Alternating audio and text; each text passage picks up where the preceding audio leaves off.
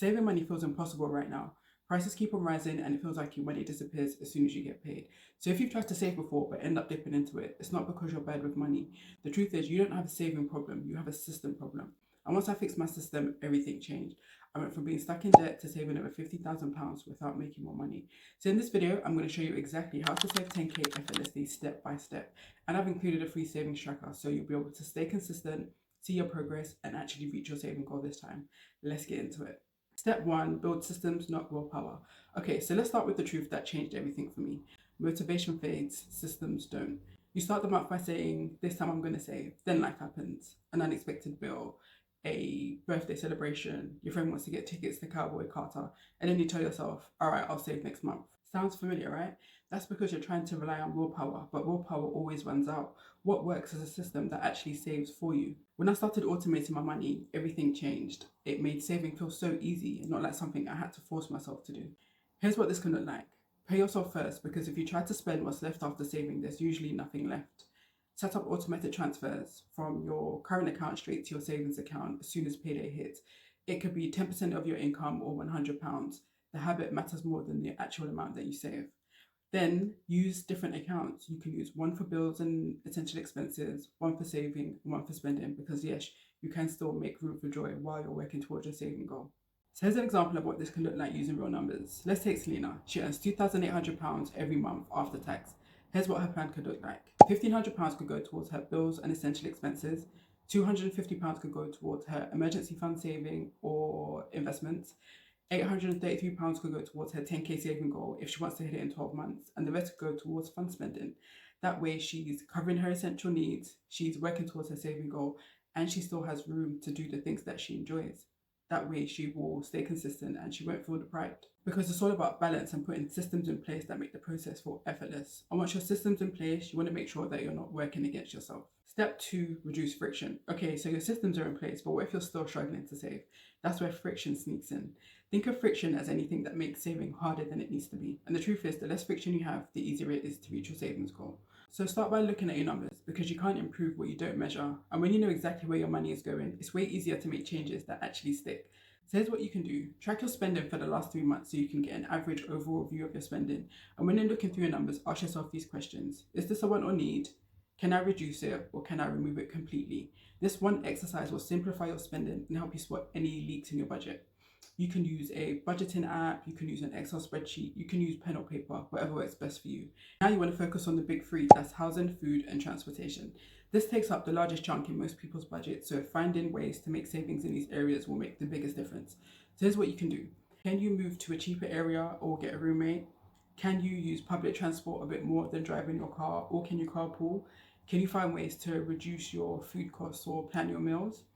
Food is probably the easiest area to cut back in my opinion. And that's where I first started when I was trying to improve my finances. So what I did was I created a weekly menu of my favorite meals. I created a shopping list to get the ingredients for those meals. I started shopping at Aldi instead of Tesco to save money on my groceries. And I started cooking my meals more at home. That one change alone cut my grocery bill down from £250 to £150 a month. Then I cut my eating out costs in half, and that change alone saved me £300 a year without feeling deprived. And here's the honest truth, it's not about restricting, it's about finding freedom. Because every pound I saved was giving me more breathing room and less stress. Small tweaks make a big difference, and that's how you start to build momentum.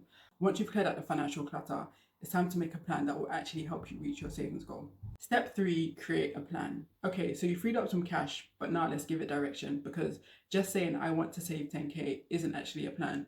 What you need is a strategy that is realistic and motivating. So start by setting a deadline, because deadlines create urgency and urgency creates results.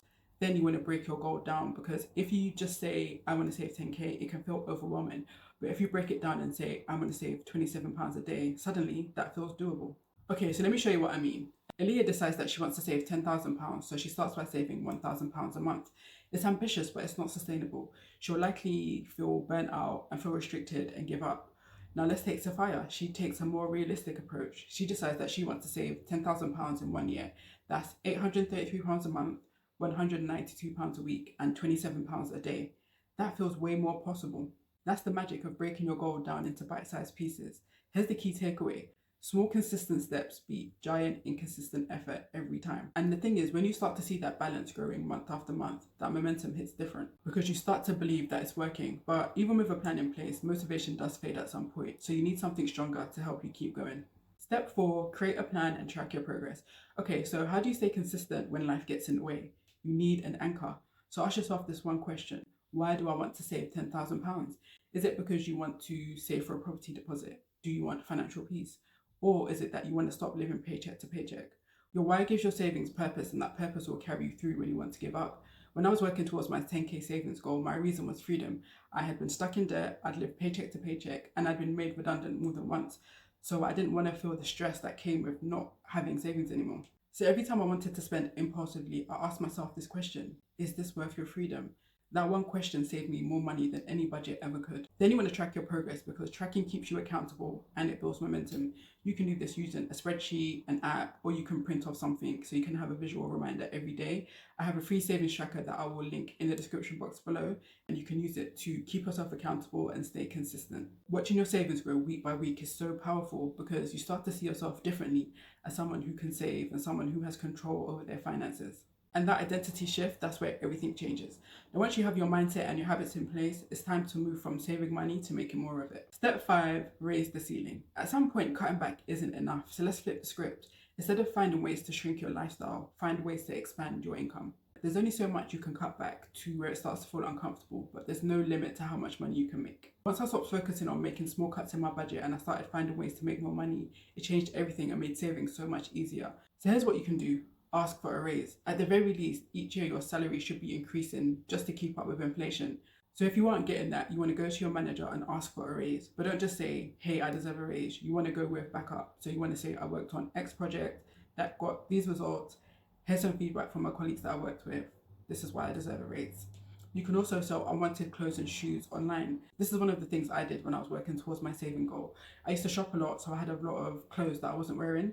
So I sold them on eBay and I funneled all that extra cash straight to my savings goal. You can also start a simple side hustle. I have a video with some side hustle ideas that you can check out. I'll link it somewhere here. Even small income boosts make a big difference because all that extra money you can make can go towards your savings goal and help you reach it faster. But none of that works unless you work on one thing: your mindset.